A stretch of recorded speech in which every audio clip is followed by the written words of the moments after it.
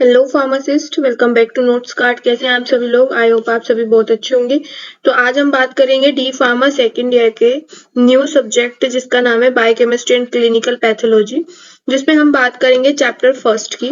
Biochemistry and clinical pathology की कुछ class हमारी ऑलरेडी कवर है, बट जैसे कि आपको पता है कि आपके एग्जाम की डेट आ गई है, तो हमने एग्जाम के अकॉर्डिंग बायोकेमिस्ट्री को फिर से स्टार्ट किया है, यानी कि चैप्टर फर्स्ट से स्टार्ट किया है, जिसमें आपको क्लास के साथ साथ इम्पोर्टेंट क्वेश्चन और उनके आंसर भी इस वीडियो में मिलेंगे। ठीक है, तो वीडियो को लास्ट तक देखिएगा, कहीं पे भी स्किप मत कीजिएगा, क्योंकि आपको पता है कि आपको एंट्रेंस एग्जाम भी देना है। तो इस वीडियो में हम लोग सिलेबस के साथ साथ हम लोग जितने भी इम्पोर्टेंट क्वेश्चन है उनके बारे में भी बात करेंगे, उनकी आंसर की भी मैं आपको प्रोवाइड कराऊंगी, साथ साथ में एक्सप्लेन भी करूंगी। ठीक है, और जितने भी हमारे मोस्ट इम्पोर्टेंट क्वेश्चन है उनको भी हम लास्ट में देखेंगे, तो वीडियो को लास्ट तक देखिएगा। तो स्टार्ट करते हैं वीडियो को, देखते हैं आज हमें क्या क्या पढ़ना है। तो फर्स्ट हमारा सिलेबस तो सेम ही रहेगा, क्योंकि चैप्टर फर्स्ट हमारा क्या है, इंट्रोडक्शन है, बायोकेमिस्ट्री का स्कोप है, क्या क्या स्कोप होते हैं बायोकेमिस्ट्री के फार्मेसी में, क्योंकि आप फार्मेसी के स्टूडेंट हैं। एंड हमें पढ़ना है cell and its biochemical organisation. ठीक है, तो हम बात करेंगे, बट मैंने इस वीडियो में जो ये चैप्टर को ऑर्गेनाइज किया है वो इम्पोर्टेंट क्वेश्चन के थ्रू ऑर्गेनाइज किया है। जितने भी हमारे इम्पोर्टेंट क्वेश्चन है जो मोस्टली पूछे जाते हैं, उनमें से कौन से एमसीक्यू पूछे जाते हैं, उन सब की हम बात करने वाले हैं इस वीडियो में, तो वीडियो को लास्ट तक देखिएगा। तो जैसे कि आपको पता है कि आज हम फर्स्ट चैप्टर की बात कर रहे हैं, बायोकेमिस्ट्री के फर्स्ट चैप्टर, जिसमें हमें सिर्फ और सिर्फ पढ़ना है इंट्रोडक्शन ऑफ बायोकेमिस्ट्री। ठीक है, तो देखिए इसमें से जो क्वेश्चन होते हैं वो एग्जाम के पॉइंट ऑफ व्यू से अगर मैं आपको बताऊं तो बहुत कम आते हैं, बट क्योंकि ये हमारा बेसिक है, और अगर आपको बेसिक समझ आएगा, आपको समझ आएगा कि बायोकेमिस्ट्री में आगे आपको क्या पढ़ना है, तो डेफिनेटली सी बात है कि ये हमारे लिए इम्पोर्टेंट है। ठीक है, वैसे तो जनरली अगर देखा जाए तो पूछा जाता है कि बायोकेमिस्ट्री का इंट्रोडक्शन क्या है। ये जो इंट्रोडक्शन है ये आपको समझने के लिए है कि इस पर्टिकुलर सब्जेक्ट में आपको क्या पढ़ना है, किस चीज से रिलेटेड पढ़ना है। ठीक है, जैसे फार्मेकोलॉजी में हम एनिमल से रिलेटेड पढ़ते हैं, स्टैटिस्टिक्स में हम दवाइयां कैसे बनाते हैं उसके बारे में पढ़ना है। तो हमें इसमें देखना है कि बायोकेमिस्ट्री में हम क्या पढ़ते हैं, किसके रिगार्डिंग हम इसमें सबसे ज्यादा बात करेंगे, क्योंकि डेफिनेटली सी बात है अगर ये एग्जाम के पॉइंट ऑफ व्यू से नहीं भी आता है, बट ये आपके बेसिक समझने में बहुत ज्यादा इंपॉर्टेंट और आगे क्या पढ़ना है उसमें आपकी ये हेल्प करेगा। तो फर्स्ट हम बात करेंगे इंट्रोडक्शन ऑफ बायोकेमिस्ट्री।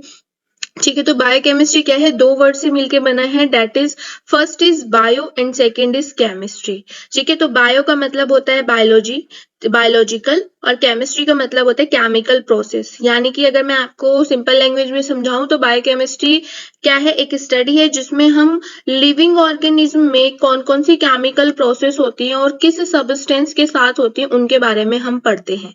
ठीक है, नेक्स्ट इसका जो प्रिंसिपल है वो किसके ऊपर बेस्ड है, केमिस्ट्री के ऊपर बेस्ड है, यानी कि डेफिनेटली सी बात है स्ट्रक्चर, मॉलिक्यूल्स, मॉलिक्यूलर फॉर्मूला सबके ऊपर बेस्ड है। बायोलॉजी, बायोलॉजी का मतलब हो गया लिविंग ऑर्गेनिज्म, जो हमारे सोर्स लिविंग ऑर्गेनिज्म से होते हैं।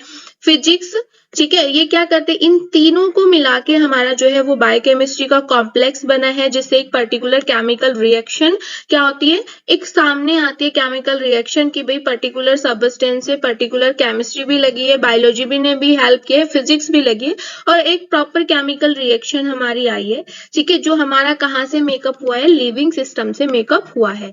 तो आप बोल सकते हो कि बायोकेमिस्ट्री में आपको, एक तो बायोकेमिस्ट्री में आपको केमिकल प्रोसेस की स्टडी करनी है जो लिविंग ऑर्गेनिज्म से अकर है। ये इसमें सबसे इंपॉर्टेंट पार्ट है कि बायोकेमिस्ट्री में हम वो केमिकल प्रोसेस पढ़ते हैं जो कहाँ से होता है, ऑर्गेनाइज लिविंग ऑर्गेनिज्म से। ठीक है, दूसरी बात इसका जो प्रिंसिपल है, यानी कि एक कौन कौन से सिद्धांत पे काम करते हैं, तो ये केमिस्ट्री के भी इसमें आपको स्ट्रक्चर दिखेंगे, जैसे मॉलिक्यूलर फॉर्मूला क्या होता है, ठीक है, ग्लूकोज का मॉलिक्यूलर फॉर्मूला क्या होता है, फ्रक्टोज का क्या होता है। बायोलॉजी भी आपको इसमें दिखेगी जिसमें आप लिविंग ऑर्गेनिज्म के बारे में भी पढ़ोगे, और इसमें आपको फिजिक्स भी लगेगी, जिससे इन तीनों को मिला के जो केमिकल रिएक्शन बनती है उसके बारे में हमें इसमें स्टडी करना है।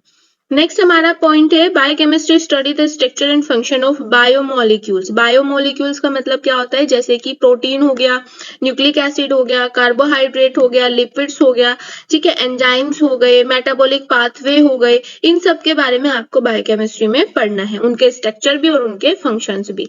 तो देखा जाए तो जैसे कार्बोहाइड्रेट हो गए, तो कार्बोहाइड्रेट के फंक्शंस क्या है, स्ट्रक्चर क्या है, कौन कौन सी मेटाबॉलिक पाथवे हमारे पे होती है, जैसे ग्लाइकोलाइसिस पाथवे होती है, आपको आगे पढ़नी भी है, ग्लाइकोनियोजेनेसिस पाथवे होती है, न्यूक्लिक एसिड क्या होते हैं, प्रोटीन क्या होते हैं, एंजाइम हमारी बॉडी में क्या करते हैं, लिपिड्स का क्या सोर्स होता है, वो सारा का सारा हम किस में पढ़ते हैं, बायोकेमिस्ट्री में पढ़ते हैं।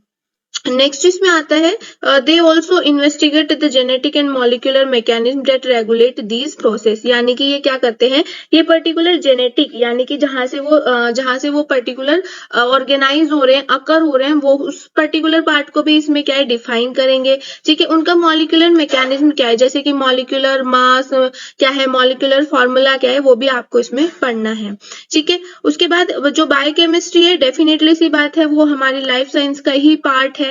ठीक है, जिसमें हम क्या करते हैं, पर्टिकुलर एप्लीकेशंस को भी मेंशन करते हैं, मेडिसिन को भी मेंशन करते हैं, एग्रीकल्चर में भी यूज होता है और बायोटेक्नोलॉजी में भी यूज होता है। तो यानी कि जो बायोकेमिस्ट्री है वो भी क्या है, एक पर्टिकुलर इंपॉर्टेंट पार्ट है लाइफ साइकिल को रेगुलेट करने के लिए। जैसे कोई भी अगर सिंथेसिस होता है तो एंजाइम की जरूरत होती है, with the help of enzyme तभी क्या होता है, एक पर्टिकुलर सब्सटेंस से दूसरा प्रोडक्ट बनता है। ठीक है, प्रोटीन की भी हमें जरूरत पड़ती है, बिना प्रोटीन के हमारे जो बॉडी फंक्शन से रेगुलेट नहीं होंगे।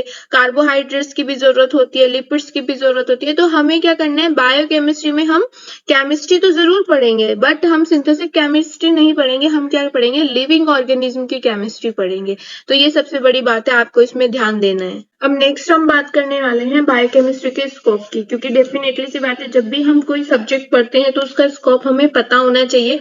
यानी कि आपको पता होना चाहिए कि इस पर्टिकुलर सब्जेक्ट को पढ़ के आगे आपको कौन कौन से सोर्स हैं, कौन कौन से स्कोप आपको मिल सकते हैं जो आपके फील्ड को ज्यादा इम्प्रूव करें।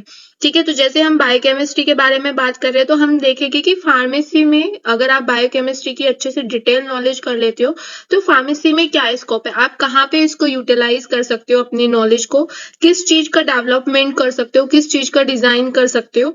तो बायोकेमिस्ट्री खुद में अपना एक सब्जेक्ट है। जैसे फार्मेकोलॉजी होते हैं तो फार्मेकोलॉजी का अलग स्कोप है, स्टैटिस्टिक्स का अलग स्कोप है, ऐसे ही बायोकेमिस्ट्री का भी जो स्कोप है वो अपने आप में एक अलग प्रोसीजर है। ठीक है, तो हमें आज पढ़ना है इसमें कि ये पर्टिकुलर स्कोप्स क्या क्या हो सकते हैं, ये आपकी नॉलेज के लिए है। आपको पता होना चाहिए कि जो सब्जेक्ट आप पढ़ रहे हो, जैसे आप सपोज करो डी फार्मा कर रहे हैं तो आपको पता होगा कि डी फार्मा करने के बाद आपको कहाँ कहाँ पे जॉब मिल सकती है, आपको क्या करना है, मेडिकल स्टोर कैसे खोलना है, क्या ये सारी चीजें आपको पता है। ऐसे ही बायोकेमिस्ट्री पढ़ने से पहले यहाँ पे स्कोप मेंशन किए हैं कि जिस सब्जेक्ट को आप पढ़ रहे हैं उसको स्कोप क्या है, फार्मेसी से कैसे रिलेट करता है। ठीक है, तो इसके कुछ की फैक्टर्स हैं जो हम पढ़ेंगे। जैसे कि फर्स्ट जो होता है वह है drug design and development. Name से डिफाइन हो रहा है drug design and development, drug का डिजाइन करना। ठीक है, उसको पर्टिकुलर उसका जो स्ट्रक्चर है, उसका जो फंक्शन है, बायोमोलिक्यूल्स को उसको पढ़ना। ठीक है, जैसे कि एंजाइम हो गए तो एंजाइम क्या होते हैं, रिसेप्टर कैसे काम करते हैं बॉडी में, कोई भी अगर एक पर्टिकुलर रिसेप्टर है तो वो हमारी बॉडी में कैसे काम कर रहा है, किस इंपॉर्टेंट पर्टिकुलर टारगेट को कर रहा है, इंपॉर्टेंट फंक्शन को टारगेट कर रहा है और ड्रग का डेवलपमेंट कर रहा है। यानी कि जो बायोकेमिस्ट्री होती है, अगर आप बायोकेमिस्ट्री में डिटेल स्टडी करते हो तो आप ड्रग डिजाइन और डेवलपमेंट के स्कोप में आप जा सकते हैं। तो ड्रग डिजाइन का यहाँ पे मतलब है ड्रग को डिजाइन करना। डिजाइन का मतलब होता है कौन से मॉलिक्यूल्स उसमें यूज होने हैं, कौन सा एंजाइम यूज होगा, कौन सी प्रोसेस रिसेप्टर पे बाइंड करेगी, ये सारी की सारी का मतलब होता है ड्रग डिजाइन। और जब एंजाइम के बारे में पढ़ेंगे, रिसेप्टर के बारे में पढ़ेंगे, पर्टिकुलर एक बायोकेमिकल प्रोसेस हम लोग यूज करेंगे तो क्या होगा, ड्रग का डेवलपमेंट होगा। ठीक है, तो बायोकेमिस्ट्री का फर्स्ट जो स्कोप आता है वो है हमारा ड्रग डिजाइन एंड डेवलपमेंट।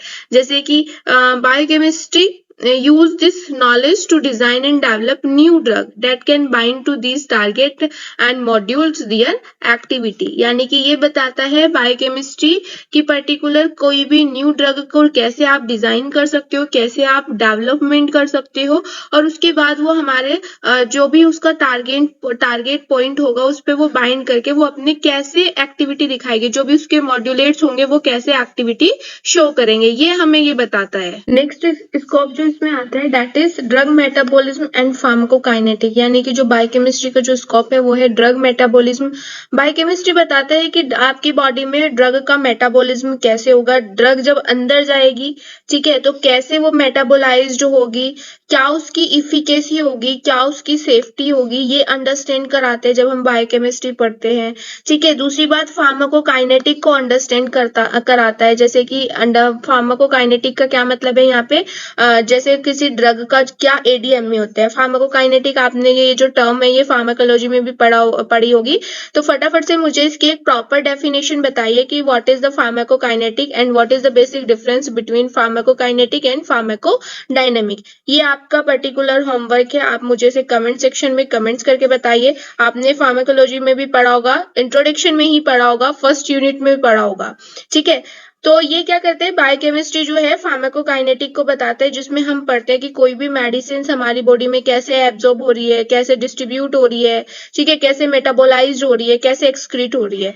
तो पर्टिकुलर होता क्या है कि जितनी भी हमारा ये बायोकेमिस्ट्री है, ये ड्रग को मेटाबोलाइज्ड हम अंडरस्टैंड करते हैं कि कैसे हमारी बॉडी में ड्रग का मेटाबोलाइजेशन होता है, किस एंजाइम की वजह से मेटाबोलाइज्ड हो रही है, ठीक है, और उसका एडीएमई क्या है, एडीएमई सोर्स क्या है, यानी कि एब्जॉर्प्शन, डिस्ट्रीब्यूशन, मेटाबॉलिज्म और एक्सक्रीशन क्या है, ये अंडरस्टैंड कराती है। साथ साथ बताती है कि कितनी इफेक्टिव है और इसमें कितनी टॉक्सिसिटी हो सकती है, या तो लेस, आप बोलते हो ना कि ये ड्रग क्या है, लेस टॉक्सिसिटी है, तो कौन बताता है, कौन अंडरस्टैंड कराता है, बायोकेमिस्ट्री की हम हेल्प से इसको अंडरस्टैंड करते हैं कि कितना ये पर्टिकुलर ड्रग कितना टॉक्सिक इफेक्ट शो कर सकती है, और हाई कर सकती है या फिर लो कर सकती है। नेक्स्ट इसमें आता है हमारा नेचुरल प्रोडक्ट। नेचुरल प्रोडक्ट क्यों बोले, क्योंकि बायोकेमिस्ट्री किससे रिलेट करते हैं, बायोलॉजी, बायोलॉजी का मतलब होता है लिविंग ऑर्गेनिज्म, क्योंकि बायोलॉजी में हम क्या पढ़ते हैं, लिविंग ऑर्गेनिज्म के बारे में पढ़ते हैं, तो डेफिनेटली इसका जो स्कोप होगा वो नेचुरल प्रोडक्ट में भी होगा। तो बायोकेमिस्ट्री का जो यूज होता है, ठीक है, वो प्लांट से जितने भी कंपाउंड आइसोलेट होते हैं और आइडेंटिफाई होते हैं, ठीक है, उनके बारे में ये बताता है। जैसे हमारा क्या हो गया, माइक्रोब्स हो गए, प्लांट्स हो गए, या जितने भी अदर सोर्स हैं, उनको कैसे आइसोलेट करना है नेचुरली, कैसे आइडेंटिफाई करना है, वो सब क्या कौन बताते हैं, बायोकेमिस्ट्री की हेल्प से हम पता लगाते हैं, ठीक है। उसके बाद फिर क्या है, which can be used as drug और ड्रग लीड्स, यानी कि वो क्या करता है, कैसे ड्रग बनी है और कैसे ड्रग आगे जाके प्रोसीड करेगी, वो सारी की सारी टेक्नोलॉजी बायोकेमिस्ट्री के हेल्प से हम अंडरस्टैंड करते हैं, ठीक है। जैसे कि जो बायोकेमिस्ट्री है वो कुछ टेक्निक्स होती है, जैसे क्रोमेटोग्राफी होता है, ठीक है, मास स्पेक्ट्रोमेट्री होता है, जो क्या करते हैं, प्यूरिफाई और एनालाइज कराता है पर्टिकुलर कंपाउंड को। तो ये क्या है, ये सारी की सारी जितनी भी टर्म्स है वो किसमें आता है, बायोकेमिस्ट्री में आता है। नेक्स्ट इसमें आता है बायोटेक्नोलॉजी।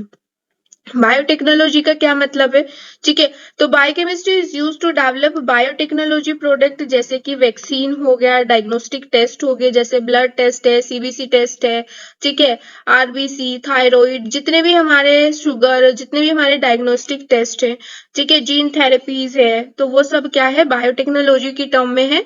और अगर आप बायोकेमिस्ट्री को अच्छे से स्टडी करते हो तो आप बायोटेक्नोलॉजी वाले सोर्स में जा सकते हैं, ठीक है। तो इसमें क्या है पर्टिकुलर, ये हमें बताता है कि कैसे हम वैक्सीन को डेवलप करते हैं, कैसे डायग्नोस्टिक टेस्ट को हम डेवलप करते हैं, कैसे जीन थेरेपीज को हम लोग डेवलप करते हैं। And biochemistry use techniques such as recombinant DNA technology, कैसे हम क्या करते हैं, रिकॉम्बिनेंट डीएनए टेक्नोलॉजी, ये आपने जो टर्म है ये फार्माकोलॉजी में बहुत सुना होगा, ठीक है। तो फटाफट से मेरे को कमेंट्स करके बताइए कि रिकॉम्बिनेंट डीएनए टेक्नोलॉजी क्या होती है। आपने, अगर मैं बताऊं, जो हमारा फार्माकोलॉजी का लास्ट चैप्टर है, ठीक है, उसमें आपने ये डेफिनेटली पढ़ा होगा, रिकॉम्बिनेंट डीएनए टेक्नोलॉजी, ठीक है, प्रोटीन इंजीनियरिंग, ठीक है। तो ये जितनी भी टर्म्स यूज होती है किस में आती है, बायोटेक्नोलॉजी में आती है, और ये किसकी हाथ से हम इनको डेवलप करते हैं, बायोकेमिस्ट्री के हाथ से डेवलप करते हैं।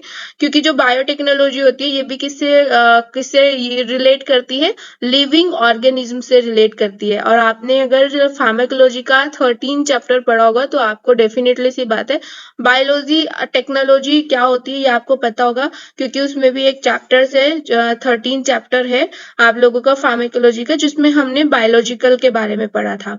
तो जितनी भी टर्म्स हैं ये तो उसी में ही आई थी हमारी, recombinant DNA technology, protein engineering, ठीक है। नेक्स्ट स्कोप में जो आता है वो आता है फार्मास्यूटिकल फॉर्मुलेशन। फार्मास्यूटिकल फॉर्मुलेशन का मतलब साफ सीधा है, फार्मास्यूटिक्स में आप जो पढ़ते हैं, जैसे कि टैबलेट की फॉर्मुलेशन कैसे होती है, कैप्सूल की फॉर्मुलेशन कैसी होती है, इंजेक्टेबल जितने भी सॉल्यूशन होते हैं उनकी फॉर्मुलेशन कैसे होती है, वो कैसे डेवलप होते हैं, कैसे उनका डोजेस फॉर्म निकलता है, वो सारी की सारी स्टडी जो है वो बायोकेमिस्ट्री की हेल्प से होता है, ठीक है। तो biochemistry is also use to develop doses form of drugs such as tablet, capsule और इंजेक्टेबल सॉल्यूशन, ठीक है। नेक्स्ट ये क्या करता है, जो बायोकेमिस्ट्री होता है वो स्टेबिलिटी बताता है, ऑप्टिमाइज करता है स्टेबिलिटी को, सॉल्युबिलिटी बताता है किसी भी केमिकल कंपाउंड की। ठीक है। उसके बाद बायोएबिलिटी बताता है किसी भी पर्टिकुलर ड्रग की, डोजेस फॉर्म बताता है। ठीक है। तो ये क्या है, बायोकेमिस्ट्री जो है उसका जो स्कोप है वो फार्मास्यूटिकल फॉर्मुलेशन में भी है। ठीक, इसीलिए आप डिप्लोमा सेकेंड ईयर में बायोकेमिस्ट्री का चैप्टर आप पढ़ रहे हो। बायोकेमिस्ट्री का एक पर्टिकुलर सब्जेक्ट है जो आप पढ़ रहे हैं। ठीक है। नेक्स्ट हमारा टॉपिक है cell and its biochemical organisation. सबसे ज्यादा पूछा जाने वाला क्वेश्चन है, इंपॉर्टेंट क्वेश्चन है, सेल के बारे में पूछा जा सकता है। ठीक है, आप इसको इंपॉर्टेंट नोट डाउन कर सकते हैं कहीं पे भी। ठीक है, जब भी आप नोट्स बनाएंगे वहां पे इंपॉर्टेंट मार्कर से इसको मार्क कर सकते हैं, हाईलाइट कर सकते हैं। तो जैसे कि आप डी फार्मा सेकेंड ईयर के स्टूडेंट और सेल के बारे में आपने ह्यूमन एनाटॉमी फर्स्ट ईयर में पढ़ा होगा, तो आपको पता होगा कि जो सेल होता है वो बेसिक यूनिट होता है लाइफ की। ठीक है, क्यों? क्योंकि हमारी जो बॉडी है वो सेल से ही ऑर्गेनाइज हुई है। सेल हमारा फर्स्ट यूनिट होता है बॉडी को प्रिपेयर करने के लिए। ठीक है, तो ऐसे ही क्या है कि आप जो बेसिक डेफिनेशन दोगे वो क्या दोगे, cell is the basic unit of life. ठीक है। उसके बाद फिर क्या है कि जितने भी हमारे सेल की वेराइटीज हैं उनसे क्या है, डिफरेंट डिफरेंट बायोकेमिकल कंपाउंड्स बनते हैं, उनके स्ट्रक्चर को कंपोज्ड किया जाता है। अगर मैं सेल के कंपोनेंट्स की बात करूं कि कौन कौन से कंपोनेंट्स प्रेजेंट होते हैं, तो फर्स्ट हमारा होता है सेल मेम्ब्रेन, आपने इसका नाम सुना होगा। सेकंड होता है हमारा साइटोप्लाज्म, थर्ड होता है हमारा न्यूक्लियोप्लाज्म, फोर्थ होता है हमारा माइटोकॉन्ड्रिया। आई थिंक जहां तक मुझे लगता है कि इनमें से ऐसा कोई ऐसा नाम नहीं है जो आपने ना सुना हो, आपने ना पढ़ा हो, और सबसे ज्यादा कॉमन है। इसमें आपको पर्टिकुलर यही वाली लाइन देखने की जरूरत नहीं है, आपने जो फर्स्ट ईयर में सेल के बारे में पढ़ा था आप वो भी इसमें मेंशन कर सकते हो। जैसे सेल मेम्ब्रेन की मैं अगर बात करूं, तो जो सेल का स्ट्रक्चर होता है उसकी जो आउटर लेयर होती है that is called cell membrane. ठीक है, ये कैसे पर्टिकुलर काम करती है, एक परमिएबल बैरियर की तरह ये काम करती है, सराउंडेड रहती है सेल के, जिसकी वजह से जितने भी हमारे सेल के इंटरनल पार्ट है, इंटरनल कंपोनेंट्स है, वो मूवमेंट ना कर सके, वो अपनी जगह पे स्टेबल रहे।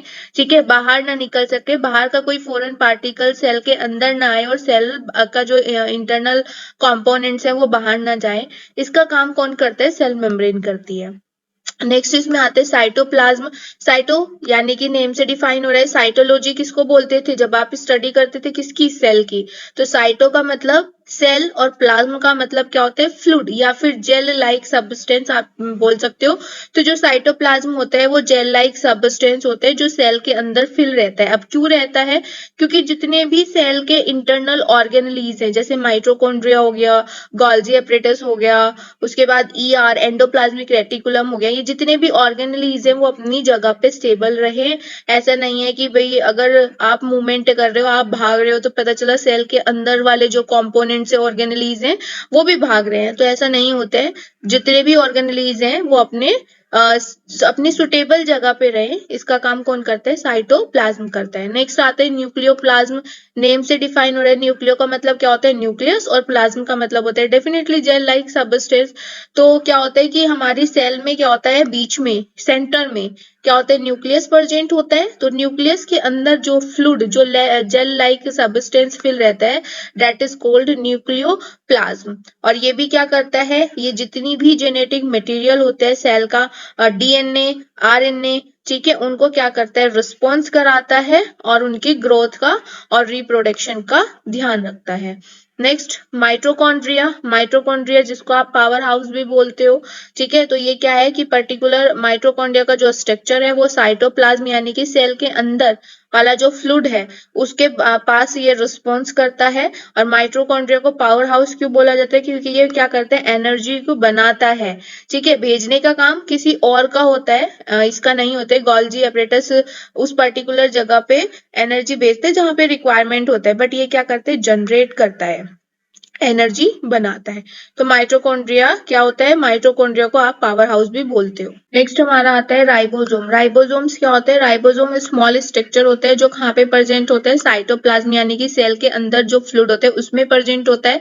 ये किस काम के लिए होता है, ये प्रोटीन को सिंथेसाइज करता है, आरएनए को बनाने में हेल्प करता है, प्रोटीन को हेल्प करता है बनाने में। ठीक है, नेक्स्ट हमारा आता है एंडोप्लाज्मिक रेटिकुलम और गोल्जी एपरेटस। तो सबसे पहले हम बात करेंगे गोल्जी एपरेटस। गोल्जी एपरेटस को पोस्ट ऑफिस भी बोला जाता है। क्यों बोला जाता है पोस्ट ऑफिस? क्योंकि ये उस पर्टिकुलर जगह पे एनर्जी पहुंचाता है जहां पे एक्चुअल में नीड होती है। जैसे सपोज करो आप कंटिन्यू मूवमेंट कर रहे हो, आप भाग रहे हो, ठीक है, तो आपका क्या है, एक टाइम पे आपके जो पैर है वो थक जाते हैं, आप रुक जाते हो, तो यानी कि वहां पे जो पर्टिकुलर सेल है वो उस प्रॉपर एनर्जी में काम नहीं कर पा रही है। तो क्या करती है सेल, वहां पे क्या करेगी, एनर्जी प्रोवाइड करेगी। आप जैसे ही थोड़ा सा रेस्ट करोगे, ठीक है, तो माइटोकॉन्ड्रिया ने एनर्जी बनाई और गोल्जी एपरेटस ने एनर्जी पहुंचाई, उस पर्टिकुलर जगह पे ट्रांसपोर्ट करती है। तो इसको इसीलिए क्या बोला जाता है, पोस्ट ऑफिस भी बोला जाता है, ठीक है। एंडोप्लाज्मिक रेटिकुलम, एंडोप्लाज्मिक रेटिकुलम और गोल्जी एपरेटस का जो स्ट्रक्चर है वो क्या करता है, एनर्जी को ट्रांसपोर्ट करने में, मॉडिफाई करने में हेल्प करता है। जितनी भी हमारी इसेंशियल सेल होती है इंटरनल ऑर्गेनाइजेशन में, उसको कम्युनिकेट करने में हेल्प करता है। नेक्स्ट हमारा आता है लाइजोसोम्स। अब लाइजोसोम्स क्या है, लाइजोसोम्स स्मॉल स्ट्रक्चर है जो डेफिनेटली सी बात है साइटोप्लाज्म में ही रहेगा, ठीक है। इसको क्या बोला जाता है, सुसाइडल बैग भी बोला जाता है। सुसाइडल बैग क्यों बोला जाता है, क्योंकि ये क्या करता है, जब सपोज करो कोई हमारी सेल है जो किसी इंजरी की वजह से डैमेज हो गई है और वो रिपेयर नहीं हो रही है, तो वो क्या करता है, उसको क्या करता है, डिस्ट्रॉय कर देता है, खत्म कर देता है, जिसकी वजह से वहां पे इन्फ्लामेशन कोज ना हो। क्योंकि अगर कोई भी डेथ सेल आपके पर्टिकुलर पार्ट में, बॉडी के किसी भी पार्ट में रहेगी, तो इन्फ्लामेशन के चांसेस है, क्योंकि रिपेयर भी नहीं हो रही है, ठीक भी नहीं हो रही है और डिस्ट्रॉय भी नहीं हो रही है। तो लाइजोसोम क्या करता है, अगर कोई ऐसी सेल है जो रैप्चर है, जो इंजर्ड है, ठीक नहीं हो रही है, इन्फ्लामेशन के चांसेस है, तो उसको क्या कर देता है, डिस्ट्रॉय कर देता है, ठीक है, और वेस्ट मटेरियल की तरह एक्सक्रीट कर देता है। तो स्टार्ट कर लेते, पढ़ लेते एक बार। Lysosome are small structure within the cytoplasm that are responsible for breaking down and recycle waste material within the cell। यानी कि जो भी पर्टिकुलर सेल में कोई भी वेस्ट मटेरियल होगा उसको क्या कर देगा, ब्रेक डाउन कर देगा, डिस्ट्रॉय कर देगा, ठीक है, ये इसका बेसिक काम है। आज के इस वीडियो लेक्चर में हमने जस्ट बायोकेमिस्ट्री का इंट्रोडक्शन पार्ट पढ़ा है, बेसिक पढ़ा है कि बायोकेमिस्ट्री में आपको आगे जाके क्या क्या चीजें पढ़ रही हैं। नेक्स्ट क्लास में हम बात करेंगे चैप्टर 2 के साथ साथ, यानी कि हम सिलेबस भी कवर करेंगे और जितने भी एग्जाम के पॉइंट ऑफ व्यू से इंपॉर्टेंट क्वेश्चन होंगे उनके बारे में भी बात करेंगे। ये जो चैप्टर 2 है कार्बोहाइड्रेट का आपका चैप्टर है, बड़ा ही इंटरेस्टिंग होने वाला है, इजी है। अगर बस आपको बेसिक समझ आ जाए तो आपको इजी लगेगा। जितने भी इससे क्वेश्चन आते हैं रिलेटेड, एमसीक्यू जितने आते हैं, शॉर्ट क्वेश्चन जितने आते हैं, लॉन्ग क्वेश्चन जितने आते हैं, हम सबकी एक एक करके बात करेंगे, ठीक है। जितनी भी सॉल्व की होंगी, जो भी हमारे सॉल्यूशन इसके होंगे उनकी भी हम बात करेंगे, एक्सप्लेनेशन भी देंगे, ठीक है। तो चैप्टर 2 में हम बात करेंगे कार्बोहाइड्रेट से रिलेटेड, उनके डेफिनेशन, उनका क्लासिफिकेशन, एग्जाम्पल के साथ, केमिकल प्रॉपर्टीज के साथ, मोनोसेकेराइड्स क्या होते हैं, डाइसेकेराइड्स क्या होते हैं, पॉलीसेकेराइड्स क्या होते हैं, फिर क्वालिटेटिव टेस्ट और बायोलॉजिकल रोल क्या होते हैं कार्बोहाइड्रेट के। तो चैप्टर 2 में हम टोटली कार्बोहाइड्रेट के बारे में बात करने वाले हैं, इससे जितने भी रिलेटेड इंपॉर्टेंट क्वेश्चन है उनके बारे में बात करने वाले हैं, ठीक है। आई होप आपको बेसिक समझ आया होगा, क्योंकि बेसिक समझाना डेफिनेटली सी जरूरी था। बेसिक में से इतने क्वेश्चन नहीं आते हैं, बट बेसिक अगर आपको समझ आया है, क्योंकि आपको पूरा बायोकेमिस्ट्री पढ़ना है, जब आपको बायोकेमिस्ट्री के बारे में ही नहीं पता होगा तो उसके जो अंदर ये पर्टिकुलर टॉपिक्स हैं उनके बारे में कैसे पता करेंगे। तो आज हमारा जो मेन मोटिव था वो आपको बेसिक समझाने का था कि बायोकेमिस्ट्री में आपको कौन कौन सी चीजें पढ़नी है, क्या स्कोप रहता है, क्यों हम आपको इसको पढ़ा रहे हैं, ठीक है। Thank you for watching this video. If you have any question and queries then ask me in comments box. Thank you so much.